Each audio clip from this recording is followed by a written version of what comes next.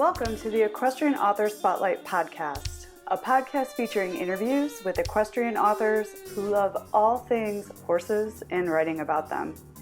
In each episode, you'll hear inspirational stories from horsebook authors, including writing advice and marketing tips to help you write your very own horsebook. If you're an author, aspire to be an author, or simply love horsebooks, then you are in the right place. I'm your host, Kade, and creative writing makes my spurs jingle. Hi everyone, welcome to the Equestrian Author Spotlight. I am so excited to have my good friend and fellow author, Heather Wallace, on the show today. Hi Heather. Hi. Yay. So Heather and I have had lots of fun together. We've been roomies at the American Horse Publications Conference, and we've pranced, which Heather likes to do a lot, around different places like the Equus Film Festival. And we've been, talking and sharing and really working together as authors and uniting as authors for a while now. And I'm so excited to have her on the show. And I'm going to read a little bio for Heather so listeners can get familiar with kind of who she is, and then we'll get to the fun part, which is obviously the interview. So here we go. Heather Wallace is the writer and photographer for the blog, The Timid Rider, which focuses on the struggling confidence of a returning adult equestrian. She stepped away from horses as a teen due to anxiety and regretted it ever since. Now she is back, but things are a little different now. She's a mother, less flexible, and a lot more nervous. The biggest difference? She's following her passion despite lacking confidence. Join her as she talks about all those things we think but don't say out loud. Heather is the award-winning author of nonfiction titles, Confessions of a Timid Rider, which details her insights about being an anxiety-ridden but passionate equestrian, and Girl Forward, a tale of one woman's unlikely adventure in Mongolia. I can't wait to talk about that. In her spare time, of which she has very little, she spends her time with her husband, 3 children, 2 dogs, and a pony. You can follow her on social media at Timid Rider or at timidrider.com. So Heather, as I was developing the questions for our podcast and galloping around all of your different websites, you are involved in so many things. I had a hard time slimming down the questions so we didn't talk for 46,000 hours. You are involved in so many cool things and doing so much with your life, and I'm so impressed. I think I wanted to start maybe with the fact that you wear a lot of hats. You're a business owner, you're an animal massage therapist, you're an award-winning author and blogger, a freelance writer, a photographer, an equestrian, a wife, most importantly, a mom. You have a podcast, you travel. I just am in awe of how much you undertake and how successful you are at all of it. So I'm just curious, before we go any further, how in the heck do you juggle everything? Do you day, what's your strategy, or do you just go? Honestly, it's a day-by-day kind of thing. I've always been pretty organized, and I've always been pretty ambitious, but I've always been really lazy. In college, there was this big joke about how you'd always find me on my couch, rather than out doing. So I know. Hard to believe. It's so hard to believe. You're the most motivated, off and running person that I have met in my adult life. So that's baffling to me. I know. And I think it's a weird thing that most people don't realize. The biggest thing about me is I'm a classic introvert.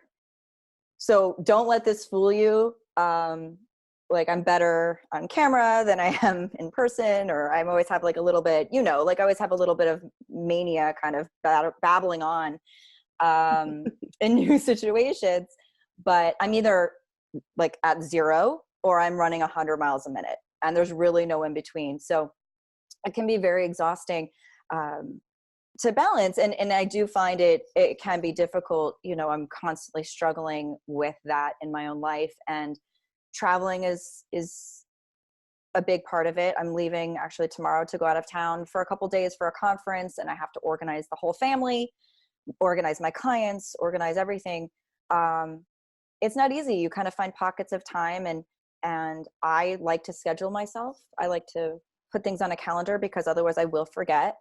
And I have to kind of berate myself and be like, okay, no, this time of night, I have to sit down. The phone's going away. I have to sit and talk to my husband. I have to be present in the moment. So that's one thing I'm really working on, is being present in the moment with anything I'm doing. Mm. And it's hard, but so far it's working. You know, I have my moments, but yeah, it's kind of funny how things happen. I didn't mean to start all these balls rolling. It just kind of happened organically. Which I think is really cool, because what you're up to is things that you love, right? And when you love what you're doing, it doesn't really feel like work. And I feel like it makes it a little bit easier to organize time around all those things. Like, I mean, I certainly don't have as many balls in the air as you do. And just your organization and your authenticity and your passion for what you're doing is really exciting. So do you find it a little bit easier to manage all these different things you're doing because you love your work, which we'll start talking about here in a second? Absolutely. I kind of reinvented myself when I was in my late 30s, and I had the option. I made the option, instead of going back to work full time when my kids were in school, to create a business of my own. And I think making that decision and doing something I was really passionate about, I'm not exhausted at the end of the day. There's a lot of inspiration I still have, or I might have an idea and wake up at 4:00 in the morning and I just have to go write it down. So that is shocking to my husband, to find I'm not a morning person. I'm not a night person. I'm like a middle of the day person. So when he comes downstairs to find me already up working and no one's around and I'm actually getting done. Excuse me. Beep. Sorry. I'll find a beep noise. Getting stuff done. You know, I think he actually is inspired too, because he gets a little jealous that I get to follow my passion and his is still a hobby. Mm-hmm. But it's tough. Yeah, it's hard. It's almost hard to put it away at the end of the day, because there's so much I want to do. Mm-hmm. And there's just not enough hours. Yeah, and the ideas are flying around, and I think that's the coolest thing. Like, I think I share that with you. Like, I'm excited to get up in the morning to start working on all these, you know, cool, unique, fun things around writing in the horse industry. And I didn't ever feel that way when I was in my corporate life. You know, it's like waking up and just like, can't wait to work, you know. So it's a really cool thing. And I know that you have a really unique story about how you decided to start your own business, and you had the support of your husband. Can you talk a little bit? Because I think it's difficult for a lot of people to like take the leap to say, you know, I have this dream, I want to do this. Like, how did you kind of like talk to your husband about that and like work things out to give it a whirl, right? Because it's that just making that leap is hard.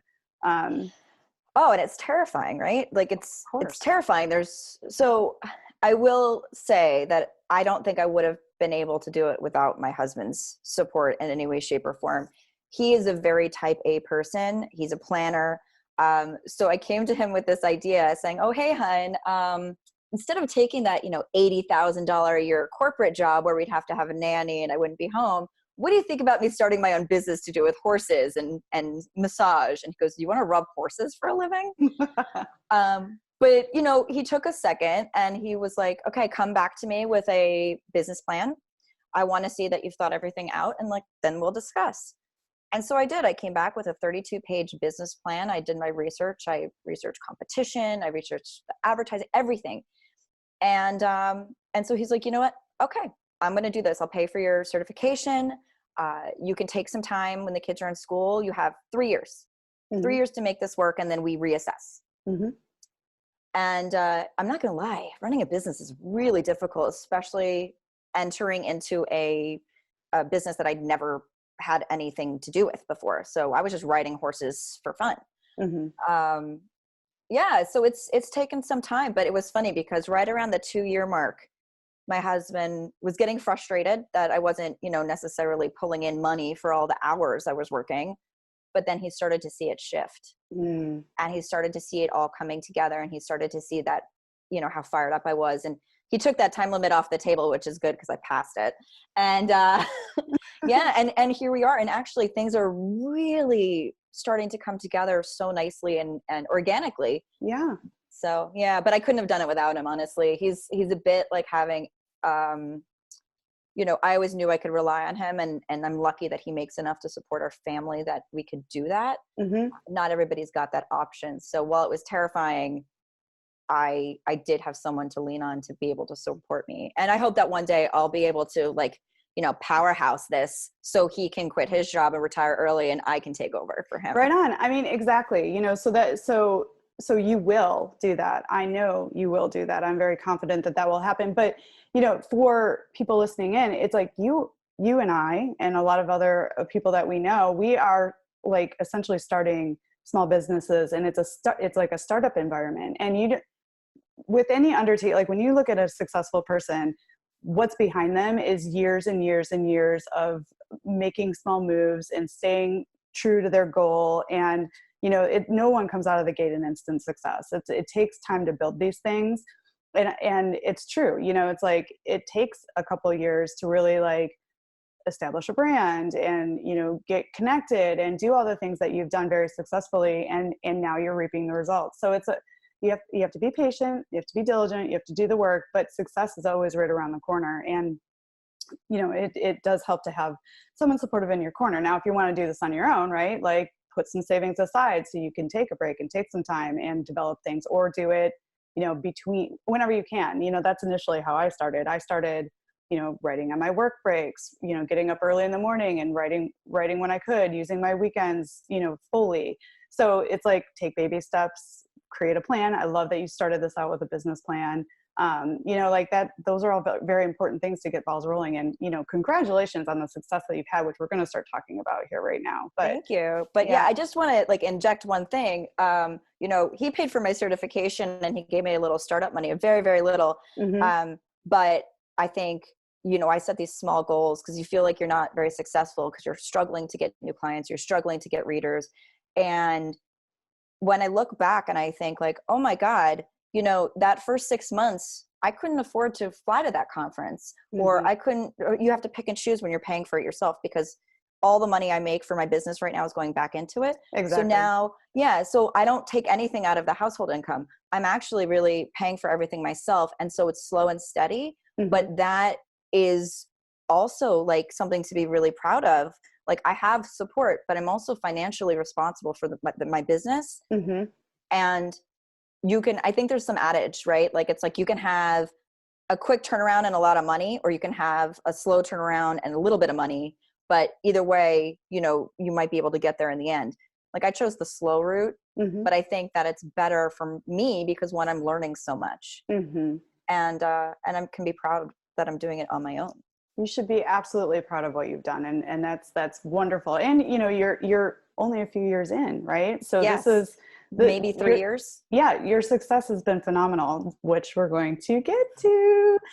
So, you know, so a lot of what you're up to now kind of stem through this shift in your life. I'm really curious about your equine sports massage certification, which I think this question will lead to, but you left riding as a teenager due to anxiety, but returned as an adult after having your first child. Now, can you tell us, because I think this is probably what triggered everything that you've created up until now, right? Which we're going to talk about. So can you tell us why you stopped? You know, anxiety is a very serious, real thing for people.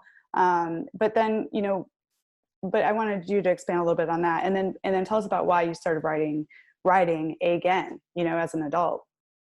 You know, I think it's not an uncommon story. If I'm going to be completely honest, I think a lot of people have experienced this. The funny thing is, I can only really tell looking back. Like, I didn't know I stopped because of anxiety when I was a teenager. I didn't know that that's what it was. I just knew that I had this sinking pit in my stomach every time I would be on my way to the barn. And there was something, I was so passionate about horses for so long that feeling just didn't sit right. I wasn't having enjoyment in it anymore. And a lot of it had to do with the fact that, you know, I was a senior student. I was working alongside the trainers. I was at the top level. I was often riding horses that were, I wouldn't say too much for me, but not exactly beginner safe horses. You know, I was riding challenging horses and going through a lot. And I wasn't speaking up and saying I wasn't comfortable with this scenario, or I'm not comfortable with that horse he rears. So, you know, I've been bucked, reared, you know, I mean, you name it, I've been through it as a kid, and I handled it. but it kind of stuck inside, and I internalized everything. As true to my introverted nature, I do tend to keep things in until I just don't, and it explodes all over you. And I think that's what happened. I just exploded. I imploded, and I didn't feel comfortable talking to my trainers or my parents. And I just was like, I'm done. I can't do it. I'm not doing it anymore. And it was easy to focus on college. It was easy to say, like, I'm doing it because of this, and not making excuses or trying to find a way around it. But I dreamt about it for years. I mean, I missed horses so much. And especially as time went by, I lived in New York City, and I volunteered at the Central Park Zoo for years because I just need to be around animals. And I moved to a suburban, really horse-centric area. And then after a couple of years, we had my daughter, and I found that I didn't have anything for me. Like, I was mommy. And I just lost my identity as a human being and as a person. And I think that's very, very common. So I was looking for that thing that would help me kind of find myself again. And I told my husband, I said I wanted to do horses. And honestly, it was terrifying. I got on this, I think it was 25-year-old thoroughbred who was a previous dressage horse, and he was a schoolmaster, and he was just so sweet and cute. I didn't know how to tack. That was all done for me when I was a kid. I had no horsemanship at all. So I had no groundwork, nothing. I was at a show barn where they would put you on, they would do your girth for you, do your stirrups for you. So I was really helpless when it came to that kind of stuff. I had to learn everything. I had to ask. And I think that's the biggest difference. As an adult, I knew what I wanted and how to ask for it. And I wasn't afraid of being told no. And I think that was the biggest difference. So after that, I was just kind of like, okay, this is really nerve-wracking, and I still have this pit in my stomach, but I'm going to work through it, and I'm going to find something that works for me. And and that's kind of where I'm at today. I'm still doing that every day. And you are now a horse owner, right? Yes. So through your journey, you kind of chronicle in Confessions of a Timid Rider, one of your books, which we'll talk about a little bit more. But through your journey, you were leasing, right, a horse for a while, and then you wound up. No, he was just a lesson horse. He was just a horse that my trainer. It was her horse, and he just had a really tight relationship. So because in your book, like I read it a while ago, and I'm like, you're the way you talk about your bond with this horse, I felt like you had more ownership or leasing of him than in fact just a lesson horse. So this horse, share with us his name and what he did, and then tell us a little bit about your current pony and how it led you to your current horse. Sure. Well, I met Earthly Delights. That's his racing name. They call him Delight at the Barn. And we just formed this relationship. I just fell in love with him. And my trainer said one day, she goes, "You're going to ride him?" And I'm like, "Yeah, okay." I'm not riding a soft-track thoroughbred. Are you kidding? He's 4 years old. He's green. Like, I'm going to die. And she's like, no. He's literally the same on the ground as he is in the saddle. And I was like, no. Like, that's way too much horse for me. But I did it. Because if you're not going to try something new to challenge yourself, then what is life for, right? How will you know you can do it? So I did it. I got on him, and we just absolutely clicked. And I rode him for 2 years. He was the only horse I rode for 2 years, and just love him. He wasn't a good fit for my kids. So, I wanted him, but my husband was absolutely adamant against it. And I can't really blame him. He was young and 16 too. And off the track. I still see him all the time. So I started riding this horse, pony named Ferris, who's basically like a small version of a thoroughbred. He's just very reminds me a lot of Delight. And oh my God, we just clicked. He was for sale, but he was the owner's favorite. So she was really particular.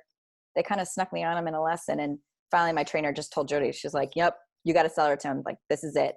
So yeah, I've had him for about 1.5 years, and he's awesome. Ferris is a 14-2 Welsh cob crossed with thoroughbred. And so I get just a little bit of everything, which is awesome. And he's perfect. He's perfect, and he's beautiful. And I'll share pictures of the two of you together in the show notes so people can see your lovely pony. But what's so wonderful about this story too is your girls have expressed interest in riding. So this is like a perfect horse for your whole family. And how exciting is that to share as a mother to share your love of horses, albeit, you know, a little timidly, with your daughters, and help them build their confidence through being equestrians themselves. Like, how cool is that? It's so amazing. Like, they used to come and they would be 3 years old, follow me around at the barn while I was feeding hay or turning in and turning out. And, you know, so they kind of were begging me for years to take lessons, and I kept saying no. And one day I came into the tack room and they were cleaning leather without me being asked. Like, they were cleaning the saddles and the boots. And I was like, you know what? You've earned it. So they started taking lessons, and they've not looked back. They have a big horse show coming up on Sunday. My oldest daughter has performed in the Special Olympics at the Horse Park of New Jersey. And so we got Ferris, who was like a hunter champion, not that I show him. And we kind of taught him to be a kid's pony too. So it's really cool to see how he adjusts for the different girls, but he loves them so much. He'll just follow them around like a dog. It's really cute. Yeah. And it's a member of the family, you know, and it's so cool that everyone's bonding with him. I love that. I wanted to back up just a little bit and talk with you. You know, this is what kicked everything off, was, you know, getting certified as a equine sports massage therapist. And you're also a certified canine massage therapist. It's like, you're like, you do so much. You know, I wanted to talk a little bit about, you know, what services you provide, and what your view is about the power of massage for animals and like holistic healing for animals.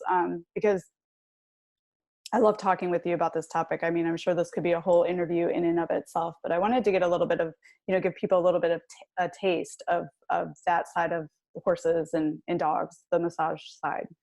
Would you talk a little bit about that? It's something I'm really passionate about. And I find that we were talking about mindfulness before and being in the moment. When you're working with an animal with massage therapy, and I'll talk a little bit about like exactly what I do, you really have to be in the moment in order to read them. Like, I don't use big crazy tools. I use my touch and I use my body to listen really well. And I think that's why I'm so effective.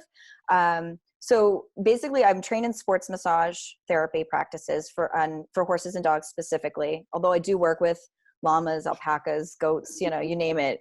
You want me to touch your animal and help them? I'll absolutely try. Sidebar, you're going to like a llama conference or something? Yes. So I've been rehabbing a llama because of an injury to the leg, a tie-up, and this llama actually has really high anxiety. So it's a twofold purpose. So when I'm working with massage, I don't just focus on the physical, I also focus on the mental as well. Mm-hmm. And that is obviously a lot longer to treat. Mm-hmm. But so I basically look for, with my fingers and my body, I detect areas of tension. And I also treat the animals as a whole. You know, our bodies are meant to heal themselves. And so basically what I'm doing is removing anything that's in the way of that in the muscles, with pressure points and meridians and things like that. And I'm allowing the animal to then complete that task and to be able to heal themselves naturally. So it's really holistic. I don't believe in just saying like, okay, your horse is lame, I'm going to just treat him here. I think you really have to look at the whole body as a picture. And I don't do, because it's sports massage, a lot of times it's considered more of a physical therapy type massage. Like, athletes get sports massage. Mm-hmm. There is a relaxing component to it, and I definitely feel like I bring that into a lot of clients. But people don't come to me to relax. They come to me to feel physically better and then to prevent injury from happening. And so I've started, actually, I introduced the cold laser, which is an amazing tool to use on top of massage.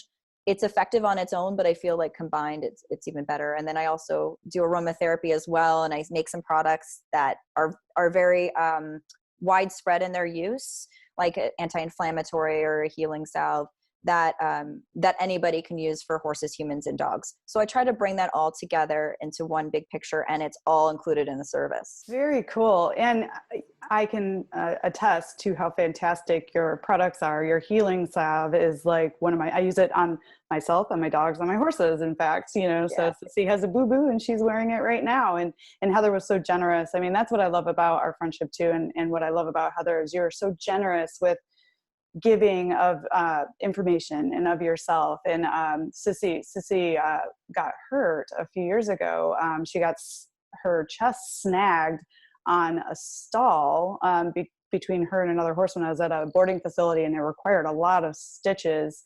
And I was so concerned about scarring and about it healing right. And the first thing Heather did, like within 2 days, she reached out and she was like, "Oh my gosh, I'm so sorry.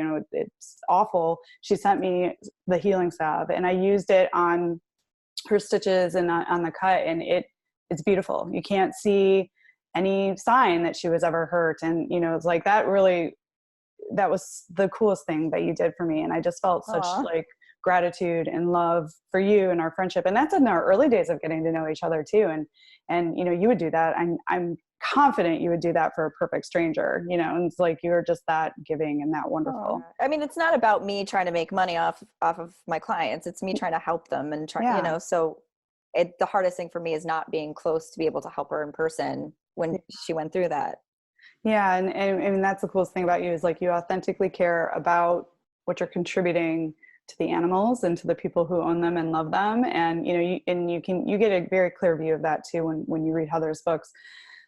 So I wanted to ask one question before we move on to, about your books. I'm intrigued. I'm curious, how long does it take to become certified in animal massage? Like, what does the program look like? Is it intensive? Like, how does that work? So actually, that's a really great question. And it's one I get a lot of emails about. There's a lot of different certification programs. So with the way it works in the United States, currently the animal laws vary state by state. So in Texas, an animal massage therapist wouldn't be able to work on an animal without a veterinarian's supervision, or like the veterinarian would have to be there. Same within New York. In New Jersey, it's a bit of a gray area. So I definitely say like, check your state laws, because you don't want to violate, because certification is really broad right now. And there's not a lot of laws related to body work, not like in chiropractic or acupuncture. So that being said, there's programs out there that can take a week and are really intensive.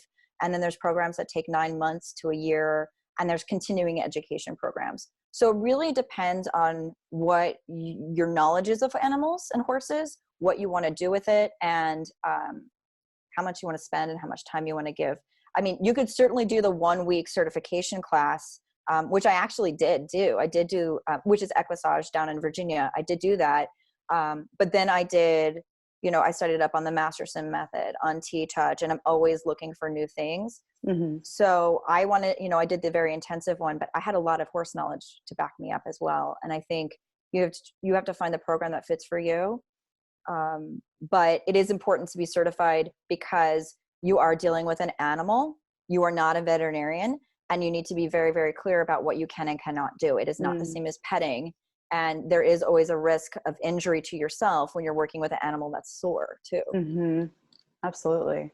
So certification ranges, and there's no, is there like a place that everybody goes, or is it just, you got to look for the one that's right for you? There is no like prominent certification. Yeah. I mean, I would say probably the most prominent would be either Equestrian in Virginia, the Masterson method, which he does throughout the United States and even abroad. He's very well known. He's worked with the U.S. Olympic team for years. I'm actually really looking forward to, I'm hoping to meet him at Equine Affair in November this year, because he's a clinician. I really want to go see him work. But then the Rocky Mountain School of, I believe it's Animal Body Work. I could get that name wrong, but it's a Rocky Mountain School of something, is pretty well known. So, there's no kind of one that I think really is above all. But there are some associations involved, and you do need to have continuing education and hours put in to even be a member of the association. And so we're starting to see some organization pile in, which I think is really important, because the biggest problem I have is that people don't think massage is rehabilitative or preventative in any way. They think I'm just going to make their animals feel good. And that's really the byproduct of what I do. It's not, even remotely touching the variety of things that I can pull off with one massage session. So, and this is another thing that occurred to me. It's like you are a strong woman, but like, do you get tired? Like these horses are big. I mean, you really have to, particularly with sports massage, I'm a big believer in massage. I get regular massages for myself. And like, I know my masseuse will say, well, you have like rocks in your shoulders because it's from hunching over and writing on my books, so like a horse, it's got to be like trying to, break down Mount Everest. Like, so like, do you have to build the strength to be able to work this through? And how long does a session usually last? Like an hour? Yeah, for horses, a new horse will generally be an hour and 15 minutes. It depends. I like to see them move beforehand, or sometimes we'll put them in the brown pen, things like that. Generally, a horse that I work on a regular basis, like every 2 weeks to once a month, will take about 30 to 40 minutes because they've already got the basis, the foundation that we've built. But yeah, I'm not going to lie. I mean, I'm 5 feet tall. The tallest horse I've worked on was 18 hands. I have to start my day with that 18 hand horse. I can't end the day with that horse because my arms are just dead tired. My fingers are cramping. Yeah. Like I said, I don't use, tools and gadgets. I use my feel, my little feelers. And yeah, the other day I had, I think 5 back to back, and in the last session I had, one owner had the 2 horses and I chose the tall one last. And I kept thinking to myself, like, why would I do this to myself? So that's really interesting. So like, how do you take care of yourself to keep yourself healthy? I'm sure massage is probably part of your regular routine for yourself, right? To stay healthy. Oh yeah. Yes, I'm really a firm believer in all of that. I mean, not only does it feel good, but I think I physically need it. So I'm really interested in getting acupuncture done. I haven't pulled that off yet, but I've been seeing a chiropractor because I was really having a lot of back pain. I'm always in awkward angles. And funny thing, actually, which I'm pretty excited about, when I got back this summer, I had a human and animal chiropractor that I knew, and moved back to the area. And so she just came on board the practice. So we do a little quid pro quo, like she'll work on me and Ferris, and then, I'll work on her horses. And so awesome. It really, yeah, it works out nicely. I have to have some perks in my business, right? It always and I helps. use a lot of aromatherapy on myself as well. Like I use my own products. That's how I found out they worked. I started using them on my own and fine tuning the recipes and things like that. And then, yeah, so what's good for them is good for me. Well, great. And I wanted to say, you cover a lot of these topics that we've been talking about right now on your blog, which I wanted to get into. So, I wanted to talk a little bit about your work as the Timid Rider. And, the coolest thing I wanted to share is I was actually there and I got to snap a picture of you when the Timid Rider earned second place in the publishing media equine related blog category at the 2019 American Horse Publications Conference, of which Heather and I were roommates. This is a huge honor, a very prestigious organization, and to get that kind of recognition for all the work that you've been doing on the blog, The Timid Rider, is like pretty incredible.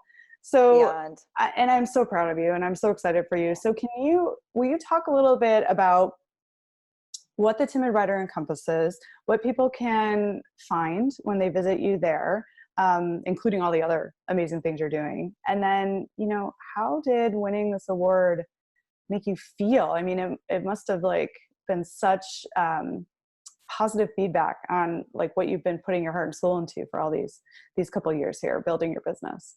Yeah. I mean, I'll be honest, actually, the Timid Rider as it is now is only a year and a half old, which is mind boggling to think of, because I feel like I've been on this journey for so much longer. I'm all about being really honest and being really authentic and sharing my life. And it's really terrifying in a lot of ways to put it out there. That first post I ever published was, I think I had a panic attack, and I just closed my eyes and I just hit the send. Like, oh gosh, what did I do? Yeah, I'm like, publish now, oh God. Yes. And then, I'm checking. I'm like, please, nobody saying anything mean, because I was just so fragile.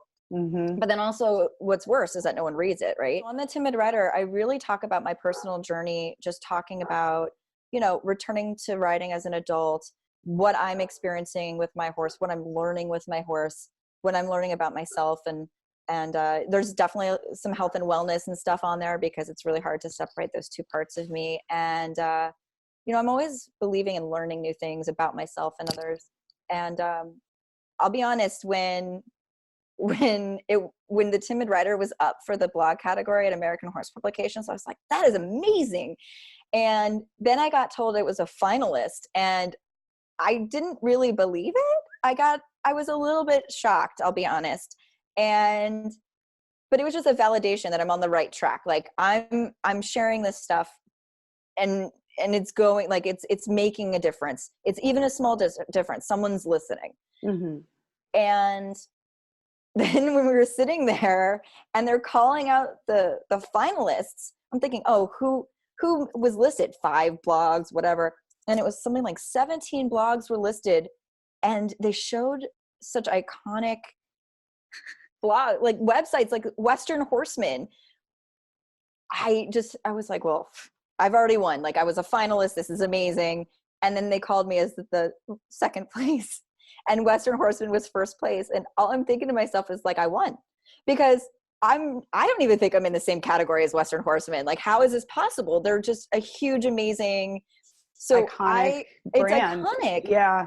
And for me, with only like a year under my belt and just talking about my own personal problems and how I'm trying to overcome everything and handle it all, it's still like, it's crazy. Like I can't even still believe it. I mean, that does keep me going and writing though. When I feel like I'm talking to myself, I'm like, but the best thing is like writing for me has become a real catharsis. Like I've actually gotten better because mm-hmm. I've been writing about it and I've been getting it out there. Mm-hmm. So even just the act of writing has helped me. And you regularly have people reaching out to you, thanking you for sharing, these very intimate things that people aren't always comfortable talking about. And, they thank you and they reach out to you, and people you don't even know are like big fans of your work and your writing and your books, because you're sharing this thing I think that we all deal with, which is, being timid or being nervous, and your hashtag, which I love, and is be bold. And, I think that really sums up the message that you're sharing with not just equestrians, but like people in general. Can you talk a little bit about the hashtag that you use, be bold? It's kind of like your mantra. Like, where did that come from? Yeah. It was funny. So when I started off, I was writing the Confessions of a Timid Rider. There was one quote that really stood out to me, and was, let your passion be greater than your fear. Mm-hmm. And I thought to myself, I'm like, you know what? Like, that's how I'm trying to live my life. And that's how I want other people to learn, because I'm not just writing for myself at this point. I am writing for myself, but there's so many people out there that do message me, and I've been grateful to even meet a couple of them in person. And it's just been really humbling and amazing. And so that's the message I want to send is, it's not about fear. It's not about lacking confidence either. It's not about anxiety. It's about believing in yourself. It's about taking that step. Like, you have that moment of pause, that hesitation, saying you can't do something, and then just stepping through that and just saying, you know what, like, I'm going to do it. I'm going to do it. Even if I'm not great at it, I'm going to do it. And that to me is what being bold is about. It's about recognizing and accepting the fact that, like, you have this feeling, and then doing something, even a really tiny thing, to just say, you know what, but that's not okay. I'm going to do something about it. And just taking that little step forward, because really that's all it is. Being bold is just taking that little step, because you're going to find that each time it gets easier, and it's going to be bigger and bigger. And I mean, I think I can be a little bit of an example of that.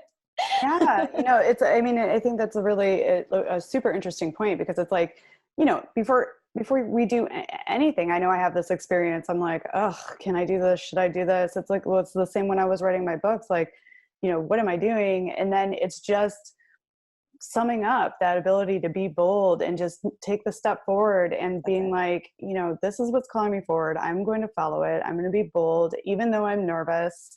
And then, taking that step, developing whatever it is you're working on, the dreams, the, goal of getting back in the saddle, writing that book, what have you, and then just taking as it comes, So I love that hashtag. I think it speaks. Thank you. Yeah. And I love it. And I think it's because, you know what, it's not about like success or failure. It's because you're already succeeding if you're you're stepping outside of your comfort zone, right? And you're probably learning something about yourself. It's, even if you make a mistake, which I make loads of mistakes, you know, there's definitely things I look back and Who like, oh doesn't? God, Yeah. my God, you know, like no one's perfect. But if you recognize that there was a learning curve in that, and you say like, okay, well now I know better for next time, or maybe I'll do this different, or you're like, you're still doing something fantastic, and you're probably proving to yourself that you could do more than you ever thought you did. Absolutely. Totally agree. And, you know, for anyone interested in this topic and who, you know, is inspired by this conversation and the hashtag Be Bold, Heather has a private Facebook group called the Timid Riders. Can you tell us a little bit about the group and how people can join the group if they're interested in this conversation? You know, what happens there inside this Facebook group, the Timid Riders?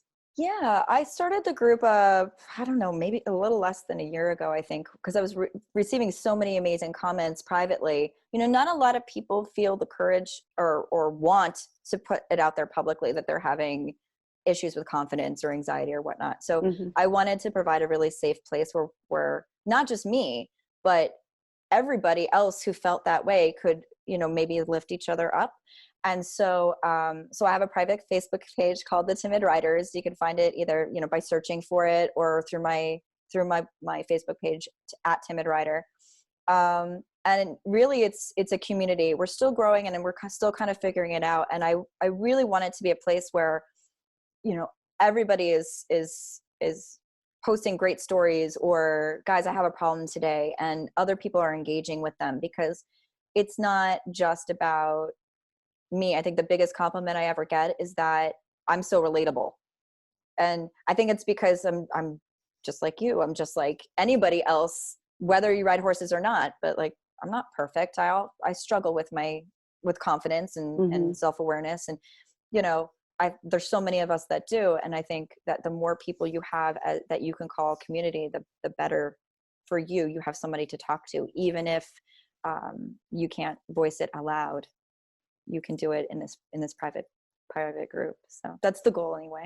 Yeah. And then so people can join just by requesting to join the group if this is a topic that they want to be a part of. Yeah, there's 3 questions, just, you know, to avoid spam, that kind of thing. But it's really minor questions. Mm-hmm. And I really never had a reason, unless it was spam, to say no. I don't think, I am very careful though, if I find any kind of advertising or negativity, I mean, like, that's it. Like, I'm not into that. Like, this is supposed to be a safe place. And Mm-hmm. I'm very, very strict about that. But yeah, I would love people to join in, because the more people that come in and join and tell their stories, whether it's the good or the bad or the ugly, and share pictures and whatever you're comfortable with. I mean, I think that's how we talk about it. And by talking about it is how we address it. It's something about, what is it? Stop the stigma. It's Mental Health Awareness Month, you know, passing us now. And I think it's important to just get it out there. Like, it's not just about confidence. It's not just about anxiety. It's about us being okay to talk about our feelings and not being judged for it. Very cool. I think that is a wonderful thing that you're doing for your readers and just for people in general, to talk about these things openly, and then find the courage to be bold and work through that. Right. You know, so that's like the essence of what you're up to.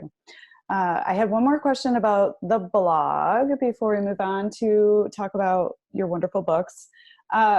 You have a lot of really interesting topics on your blog. I mean, you talk about horse health, you know, massage, essential oils, product reviews, confidence, and being bold. I mean, there's such a wealth of information on your award-winning blog.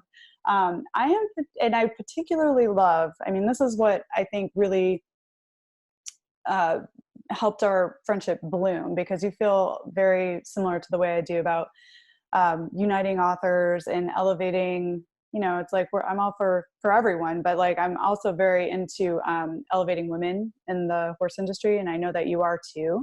Mm-hmm. You have a series on your blog that I think is really fascinating and interesting. And it's called Equestrian. Am I saying that correctly? Equestrian. Yes. So you my poor French.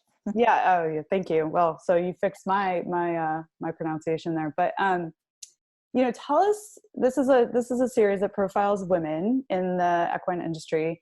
And I would like, will you tell us a little bit about the series and where you got the idea for doing this and featuring these women in all sorts of backgrounds? I mean, they're talking on all sorts of topics. The interviews are on all sorts of topics. Tell us a little bit about that series.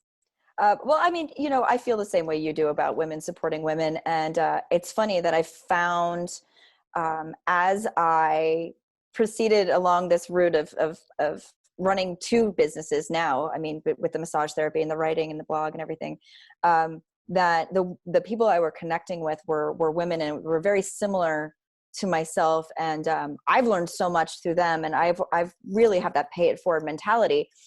So one day I was driving in my car, which is kind of where I get my ideas. And I just thought, wouldn't it be great to really highlight some of these people who are maybe not front and center and maybe trying to do what I'm trying to do and then just make a difference in their small way with horses, with the equine industry, and who maybe want to just like spread a message. So I was like, I would love to do a book on this, but it's so hard. And there's so many amazing women out there.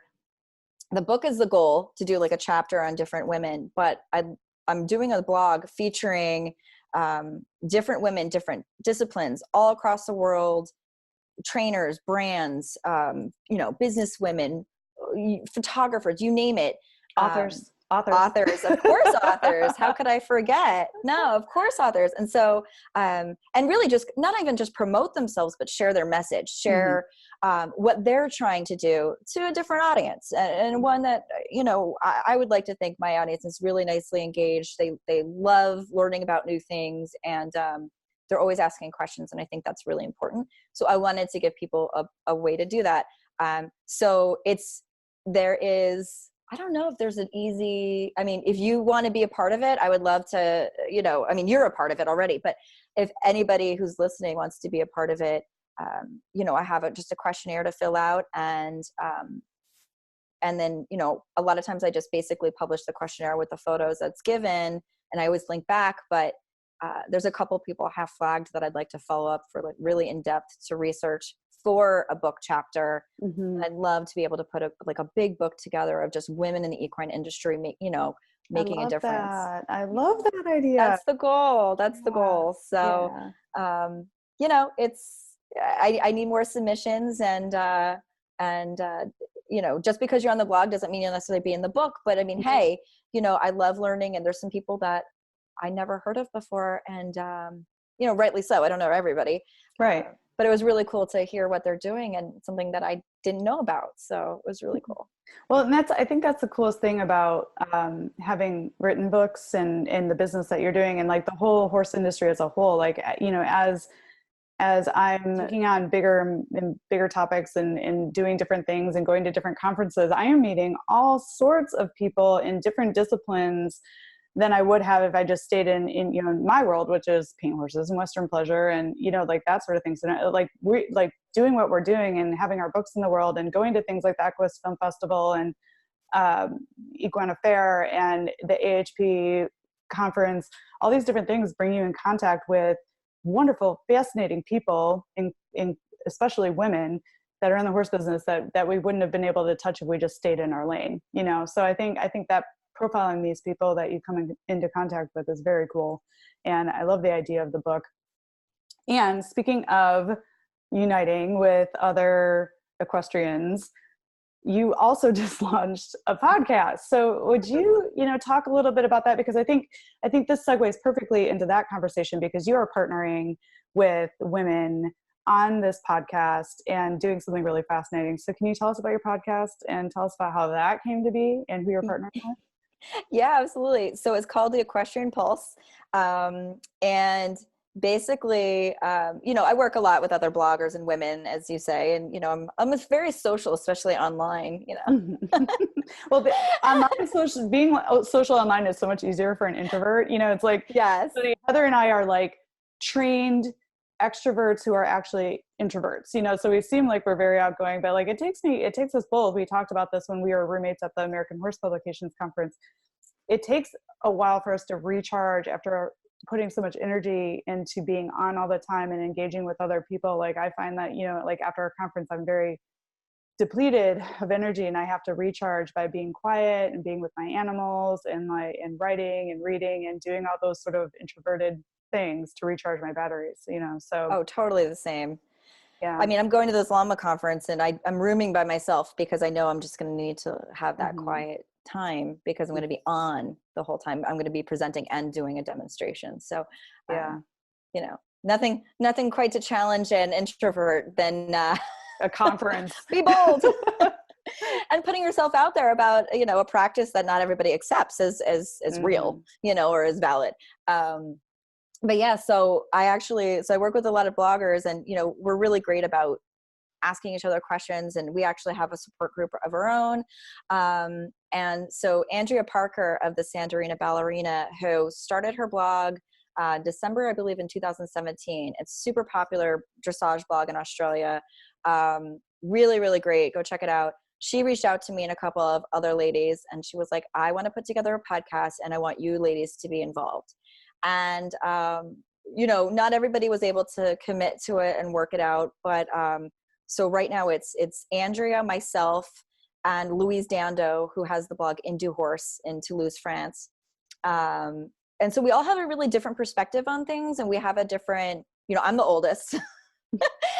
I'm a mom. None of them are, let's see, Andrea is, she's currently unmarried, no kids, in, you know, competing in dressage and in Australia. And then Louise is married, no kids, you know, just playing with a horse that's not hers. And trying to live in a country that, you know, she doesn't speak the language so much, that she's learning. And so we're all kind of different, and it's a lot of fun. You people can check us out on Facebook at Equestrian Pulse Podcast, or on Instagram at Equestrian Pulse. And we basically talk about, you know, fun things in the horse world, anything that we have a lot of themes that come up, and we have interviews with people from all over the world, all different industries. And it's great because I get to chat with the ladies, and we get to meet new people, and we all have a really cool different perspective on things.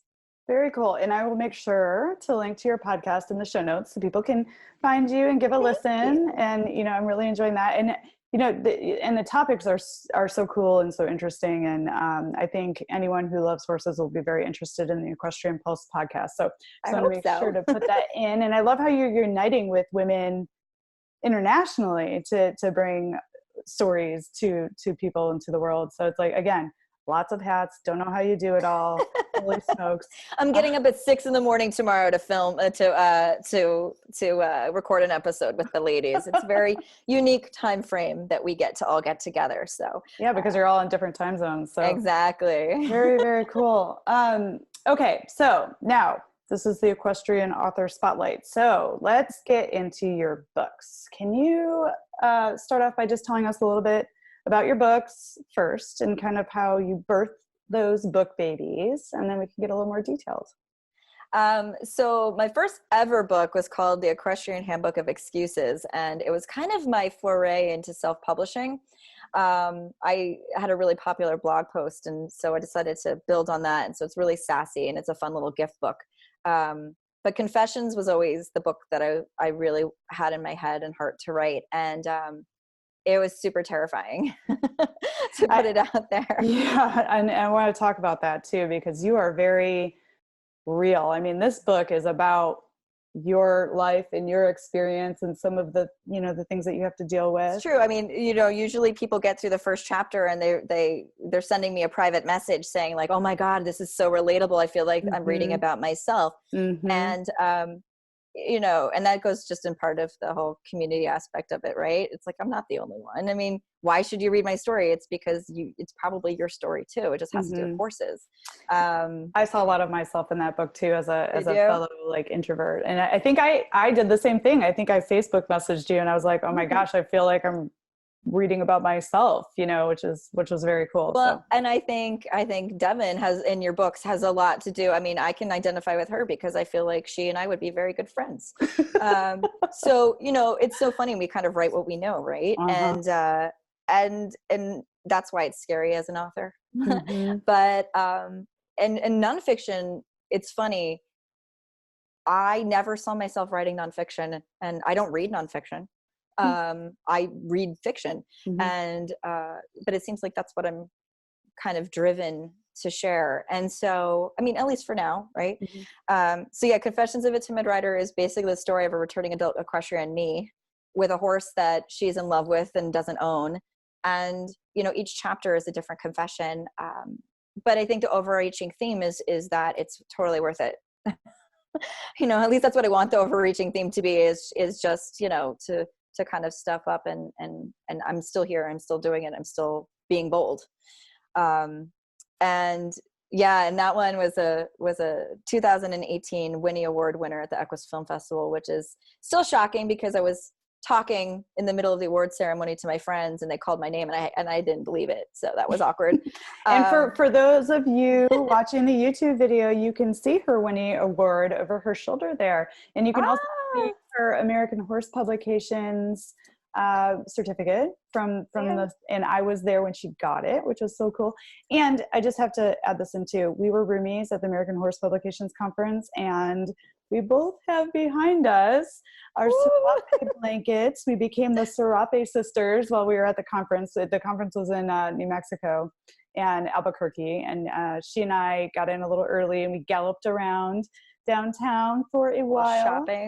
Shopping and we both fell in love with these serape blankets, and I found our colors. We both found one in our brand colors, so they became kind of the backdrop for our time together at the conference. And I'll link to a recap from the event so you can go and see pictures of Heather and I as roomies, and where that was so much fun. It was so much fun, and we really got to know each other so much better, and we just are totally on the same page, and it was amazing. And the serape blankets pop up in many pictures from that conference, and you were always talking about them online. So it was well, I'm bringing it to the Equus Film Festival this year, so you better be ready. I'm bringing mine too, darling. So we are going to actually be reuniting in December at the Equus Film Festival in Lexington, Kentucky, because both of our books are Equus Film Festival Literary Award nominees. Yes.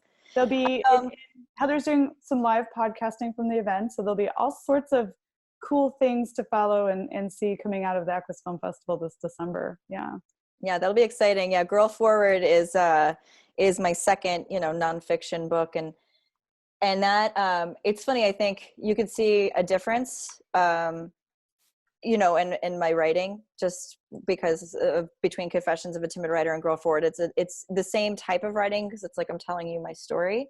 So it's like I'm having a conversation with you, but it's written in a much more chronological manner, as opposed to Confessions of a Timid Rider, which is kind of like little bursts of thoughts and things like that. So, but yeah, Girl Forward, I'm really proud about. I mean, I went to Mongolia to be part of this amazing event called the Gobi Desert Cup, and I learned a lot about myself being so far out in the middle of nowhere.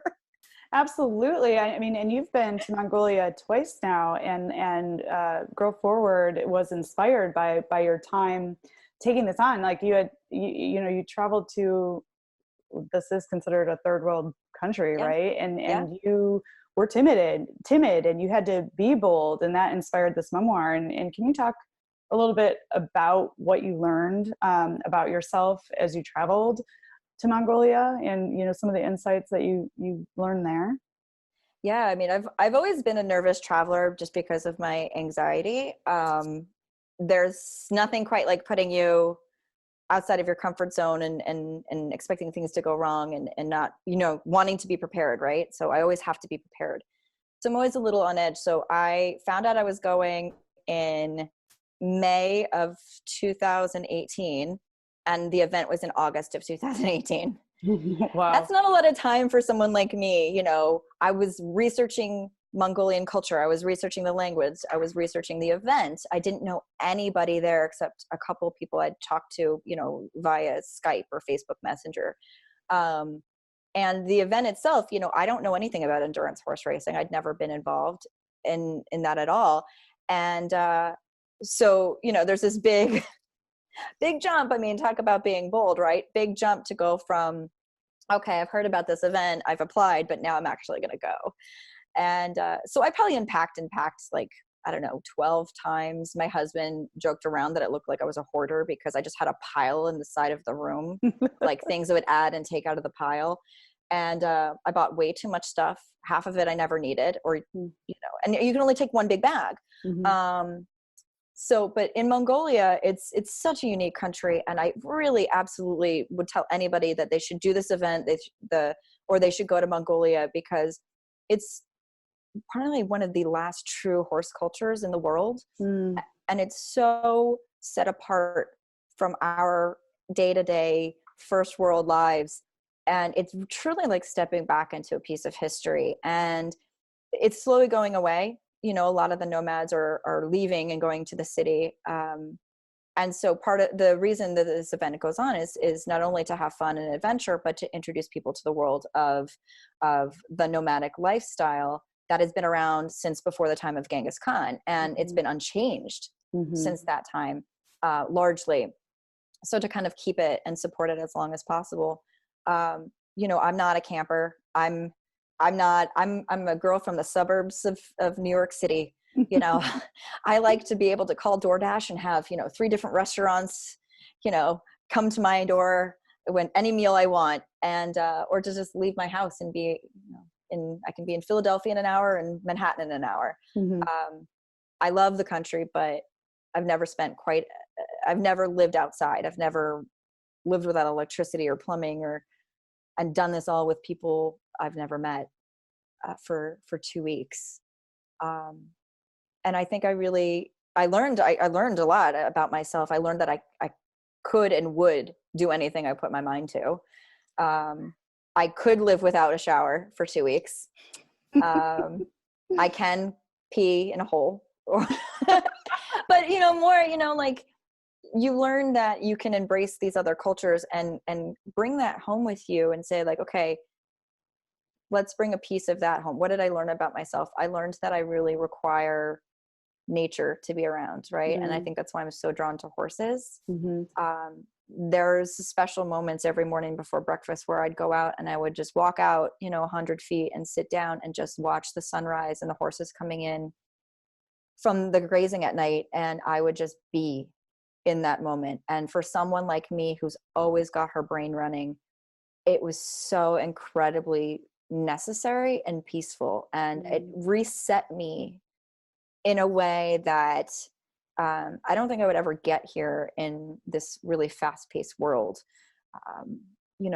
I was largely away from phone service and internet. It was, you're confronted with your true self in a way that that most people don't ever have the opportunity to do.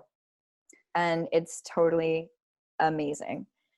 So I hope everybody gets to, at least if they can't go to Mongolia or they can't go to a place like that they at least get to maybe experience a little bit of it through Girl Forward. Yeah, and it's a beautiful book. I'm just really moved by what you just shared. Thank you. Thank you. And I was very moved by the book, and it was a very good book, and it really chronicles that sort of awakening that you experienced, having been separated from this always on, fast moving, connected culture that we live in here. So, and some of that natural experience that you had. So I would recommend the book. I loved it. I will link to it in the show notes so people can go find a copy of Girl Forward, and Confessions of a Timid Rider, also wonderful read. So I wanted to ask a little bit, memoirs are different for me. I write fiction, right? So and memoirs are sharing of yourself. And I was wondering, if you experienced any personal hurdles when you were writing so openly about your life, and was there anything you had to overcome when you were going through that process? I think we're always experiencing hurdles, right? Whether it's in our writing or in our family. I think the first time I came back from Mongolia, it was difficult to come back and kind of, I call it re-entering the atmosphere, because I'm a mom and a wife, and I didn't have anybody to answer to for so many weeks, and then I had to come back, and it was like I'd never left. It was like, mom this, mom that, well, honey, do this, honey. And writing so personally, I do share really so much. And I'm really quite lucky that I've had so much support from readers. I don't really get a lot of negative comments. If I do, it really hurts, because it is so personal, but I try to take it with a grain of salt, and I try to share it a lot of times and just say, like, listen, like, my life isn't perfect, and you might see a lot of the good, because that's what I'm trying to put the focus on. Like Confessions of a Timid Rider, when it came out, and even still to this day, it still got a little bit of hiccups in the editing. And so I actually, I don't know, I contacted the editor who did Girl Forward, because I was so happy with her work that I was just like, can you please help me fix Confessions of a Timid Rider with the typos? And so she's working on it. So I'm going to be uploading a new version very, very soon, because that just sticks in my craw that it was there and I let it go on for so long. Because I didn't even realize how bad. Yeah, it's a learning curve. lesson. I think authors' books have a little bit of that. I went through the very same thing too. And the editor you're talking about is Lori Burgley, right? Who is a Maryland Equestrian. Yeah, a fellow equine author too, who is also going to be on the show. And and talk about partnerships and authors uniting. I actually recommended Lori to you. So like, that's right. This little world, we all like help each other out along the way, and that's really great. And that's what it should be. I mean, right? Because we're not competing with each other. We're friends. We want to help each other and boost each other up. Because if you're doing well, I'm doing well, because I care about you. Right. And that's what it should be. Yeah. Other authors are not our competition, or anybody is not our competition. We're stronger if we stand together. That's like really where we all, that's why you and I get along so well, is because we believe in that philosophy.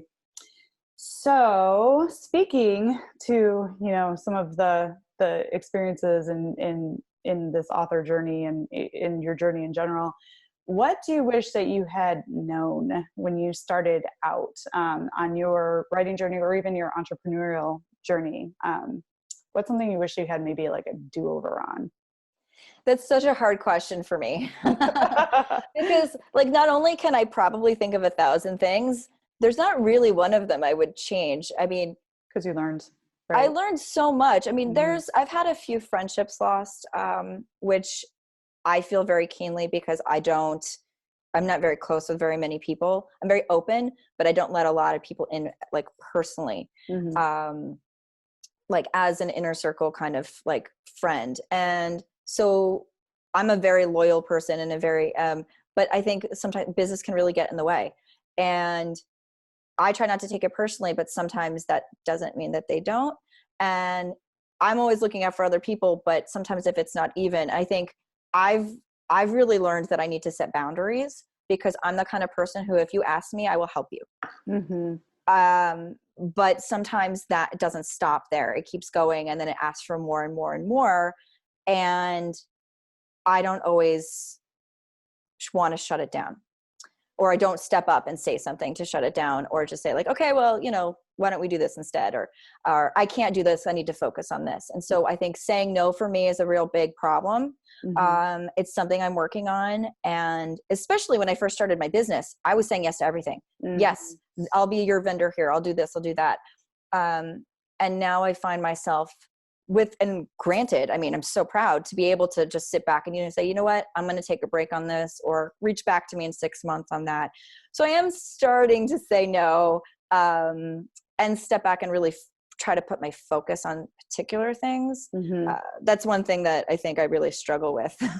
Well, obviously.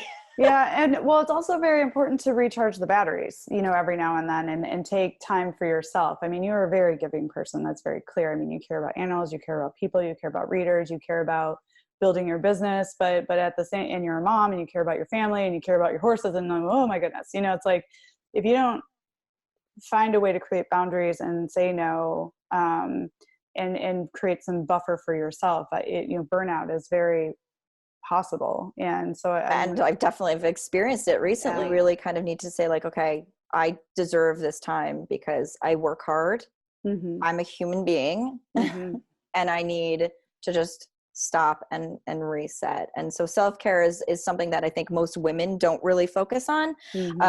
We're always worrying about other people, and especially if you have significant others and children. And horses. I can't tell you how many people of my clients come to me and they're like, I don't know when the last time I got a sports massage was. And, here their horses are getting a full body workup with cold laser and a thermal image and, and they're on the regular rotation, and that's where their money's going because they can't afford to do both. And I get that.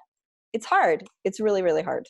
It is. It is. You've had a lot of success, and and now you're also taking time to like step back and take care of yourself too, And so as you've been building this business, you're continuing to keep going. You have no intention of stopping. But when people have big dreams, what do you think is the most common reason for people failing or giving up? Why do people put down their pens and stop writing their book? Like, why do people stop working on building their small businesses or, abandon a podcast? Why do people get out of the saddle and walk away? What do you think is the biggest reason for dreams not coming to fruition?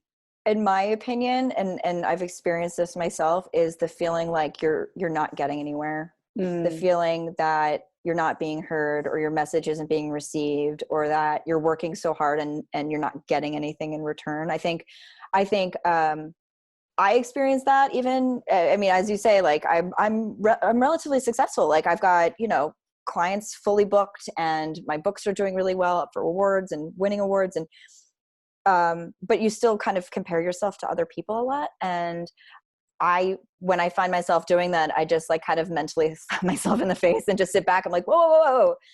I'm different than everybody else. And for me, I like to set small goals, because whenever I look back, I look and I say like, wow, I did so much more than I thought I did, because we're so hard on ourselves and we are constantly editing ourselves and saying like, what can we be doing better? But the thing is like, yes, I'm sure you can always be doing something better and learning, but like, look where you've come from. Look what you've already learned. Like I had to teach myself how to do so much. I never ran a business before. I worked in publishing for 12 years. And even then, when I started my own publishing company to publish my books, I made mistakes. But then I look back and I say, like, even with the difference of my first book and my third book, I'm like, okay, like, look at that. I'm pretty proud of it. Yeah. And you grow as a writer, and you grow. And there are really no failures or mistakes. They're just opportunities to learn and build from. And it's like in your arsenal of information now, and it's like, and that's why this community is so cool too. Like now that we've built these relationships and we're all uniting and taking care of each other, we can reach out to others, and you can share what you learned from some of your experiences to, help steer somebody else maybe from going into the ditch, so to speak. No, totally. And I think that's part of the community aspect, right? Is we're not alone on an island. Right. We might have different, you have fiction, I have nonfiction, but you shared your editor with me. She did an amazing job. I'm, been really happy. She's made a big difference in my life, but also she does other things. She writes books, but she also writes for this magazine, or she is a blogger as well. And then she's got a connection over here. And, we've all got different experiences that lead us to this place, but it's just life experience. And what I have can maybe help somebody else, and what they have could help me. And it's funny, I think back to like maybe my first massage clients, when I was just out of certification. I'm thinking like, wow, like what I did then and what I can do now with just the experience and kind of figuring out what works and doesn't work personally. You're like, oh God, I feel so bad. Like, like I could have given so much more, but at the same time, you just didn't know. That's right. Yeah. And so I don't know, we got to stop being so hard on ourselves. And that's coming from me, who is the worst of it. I'm so hard on myself, more so than anybody else could ever be. And that's great advice. It's like, we need to breathe and take care of ourselves. And like that's the beauty of the journey of life, right? We're constantly learning. It's like, what do you do with that you learn to grow as a human? I think that is so important. We all make mistakes, failures are inevitable on the path to success. It's like, but the thing is, you have to be bold, like you say, and keep growing and going and giving, and like life works itself out. There is a path for you, right? I truly believe in that. Well, and I think too, like if someone is going through that right now and they're on the edge, that precipice of stepping away, like I did, when I was younger, I think if they just take a pause, they just take a moment and maybe on just a Post-it note or a piece of paper, set like 1 or 2 small goals. I like 3 small goals personally. You set 3 small goals that you can achieve in the next like month, 2 weeks, right? You know, give yourself some time, but make it so it's sooner than later. And then you find that like, okay, if I can achieve these, wow, I've made progress. And then you set 3 more goals, and you find that you may be doing it slowly, but like you're continually making progress, because I think that's the biggest thing is people don't see progress and they step away. Right. That's fantastic insight. Thank you so much. You're welcome. So speaking of insight and setting your goals, like what makes you feel inspired or like your very best self? I'm sure there's a lot of them. Most people don't realize this because I'm a mom of 3. I'm in my 40s and I'm a little curvy, but I was always a dancer growing up. And I mean, I learned this about Heather at the American Horse Publications Conference. I'm laughing. Okay, oh yeah, continue. There was a salsa club. I'm not gonna lie. There was salsa dancing happening, but that's it. You know, I've had at the Tom Quilty this year in Australia, which is a huge endurance event, a couple of people who rode last year got together and were like, why doesn't Heather ride like she dances? Because when I'm in Mongolia, right, their music goes on, I dance like no one's watching. I don't care what I look like. You want to dance with me? Great. You want to dance with me? Great. And, you know, I just love it. I love the music. I love being able to just let loose and let go. And so I started taking dance lessons again as an adult. I mean, literally just started. I'm horribly out of shape, even with all the writing that I do, but it's been so much fun. And I find that it gives me that kind of stress relief and lets me step back. And then it kind of like makes me think I could do more, because I haven't danced, you know, for 20 years really, or taken lessons since I was in Manhattan. I've had 3 kids. I'm totally in a different place, but I'm having fun still. And really, isn't that what it should be about? Like, let's just like take the pressure off. I'm not going to be winning any dance competitions, but that's okay. You know, as long as I find that I follow the dance better every week, or I maybe stretch a little bit more, or I'm having fun, like I'm going to call it a win. So I want to bring a little bit of that into the writing arena, actually. I've been thinking about kind of toying with putting together a playlist and maybe choreographing like a dance with Ferris and seeing if I can pull it off. Cool. I love that. Yeah. You must share video clips. Oh God. So like music and dancing and, you know, in bringing that fun into your life, that makes you feel fired up. Exactly. And like maybe even starting on the ground and then in the saddle. Like I don't really know dressage, but isn't that the basis of dressage? Is like a dance. So maybe I take that and kind of make it my own thing, and you know, just do some fun thing. He likes to play. I like to play. I love it. That's wonderful. Okay, so we're starting to get towards the end here, because I mean, I feel, you know, I know you. We could talk for like 7,000 hours. So we will definitely, you know, be back on the show together. And as you release books, and, you know, I'm sure there'll be an appearance at the Equus Film Festival. And, you know, you're such a good friend. This is what I wanted to ask you, like, yes, we moved to the end of the call, because you're involved in so many things, you know, so I want to know, what are you curious about right now? I mean, you just shared a little bit about creating a dressage dance with you and your horse to music. Like that was just in the moment. That's cool. But yeah, you know, so like, what are you curious about right now? I'm just going to leave it wide open. Ooh, I'm curious actually about writing fiction. Woo! Cool. I feel like that's always been something I wanted to do when I was a kid. I wanted to be an author. I was writing fiction. I find it incredibly hard to write. And so I think that is going to be like, I have a couple of ideas of the route I want to go, like the kind of stories I want to write. I love this. But nothing really fine-tuned yet. Like you said, I have so much on my plate right now. I find that that I write more when my massage season is over. So I basically I'm very seasonal. So like September through January is very busy.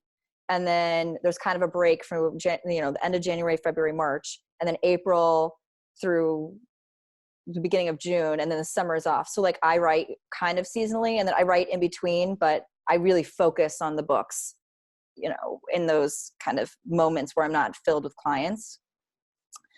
It's a delicate balance. I'll be honest. Yes, It sounds horrible right you need now. to like block every minute of every second of every day, because your life is, but that's the cool thing. Your life is so full, and it's full of what you want in your life for the most And part. every day is different. Every day is different. Some days I wake up, I record a podcast with my friends from all over the world. And then I go on and I take the kids to school, and I go, maybe I run some errands, and then I have a couple clients. I come back, do kids activities, and then maybe I write. Mm-hmm. So, but every day is different. Every client is different. I mean, I have regular clients, on a regular schedule, but it's so funny because, whereas I think I have a free day on Wednesday, I'm going to go ride my horse. All of a sudden I've got, 3 phone calls for a last minute client appointment. And I'm like, well, what am I going to say no to them? And then I fit my horse in at a different time. So it can be hard. It can be hard, but I mean, at least I'm living my life to the fullest and getting to travel and meet new people. And I mean, it's such a gift to be able to do what I do and to be able to make it like an actual income stream. Mm-hmm. I think that's the hardest part with working in an industry like the equestrian world, right? You always say you never start working with horses to make money, but as long as it can pay my bills and I can keep going, then you know what? Good on you. Good. Well, and I think what's important that what you've done too, what I think is important is you've diversified. You have multiple income streams, right? So you're not just reliant on your books bringing in an income. You have your books, you have speaking engagements, you have your essential oils and your products, you have your obviously your massage business. I mean, you have income streams coming from various places, which I think is in essence a great way to be an entrepreneur and a great way to build a business. You have it coming from various areas and you're not reliant on just one.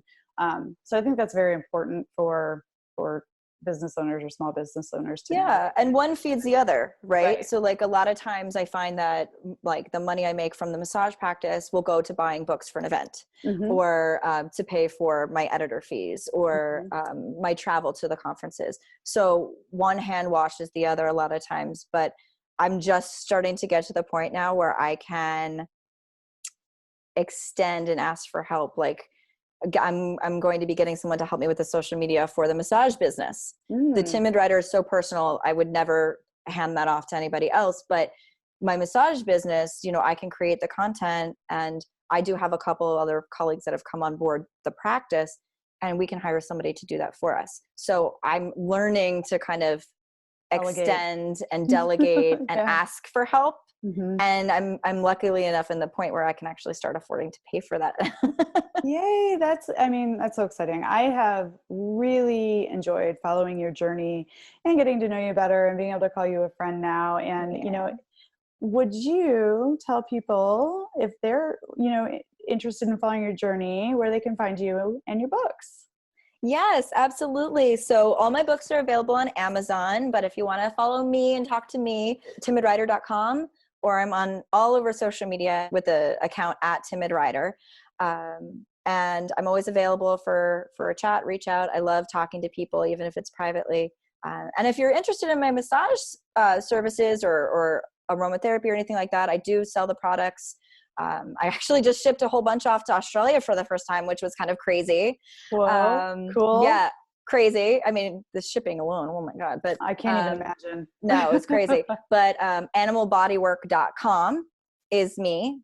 And, I love, like you said, I like to do speaking engagements. I like to travel. So, if you have a whole bunch of horses and you want me to come out and work with them, give me a shout. You just never know. Maybe I make it work.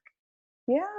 And that's great. And Heather does travel. So, if you're in a certain place that you can connect with her there. Actually, I'm really excited. She's coming to Arizona, during the winter, and we're trying to work it out where she can come up to where she's going to be in Tucson. So we're trying to work it up where we can connect. And I really want her to work on my mare Sissy and give her some of her loving, healing hands.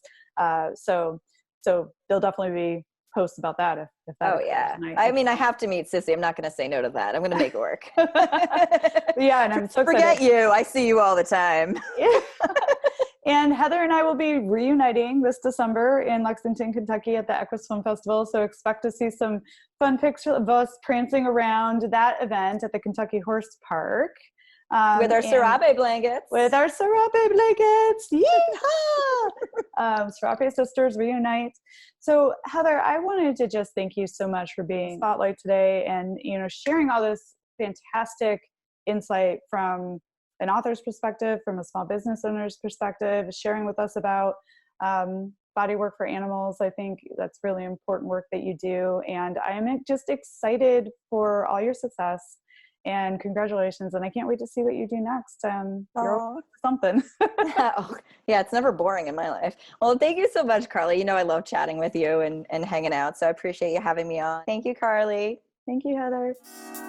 Thanks for joining us this week on the Equestrian Author Spotlight podcast. I hope you enjoy these Q&A sessions with wonderful equine authors who love all things horses and riding, just like me. Visit my website, carlykadecreative.com, where you can read the show notes, and make sure you never miss a show by clicking the subscribe button now. This podcast is made possible by listeners like you. Thank you so much for your support. Want a free guide to secrets of horsebook authors? Gallop over to carlykadecreative.com/wisdom to have author advice delivered instantly to your inbox. If you are an author who writes about horses and would like to be spotlighted, please let me know. Visit my contact page at carlykadecreative.com to fill out a request. I'd be happy to have you on the show too. Thank you for tuning in to the Equestrian Author Spotlight podcast. See you next time. I'm your host, Carly Kade. Creative writing makes my spurs jingle.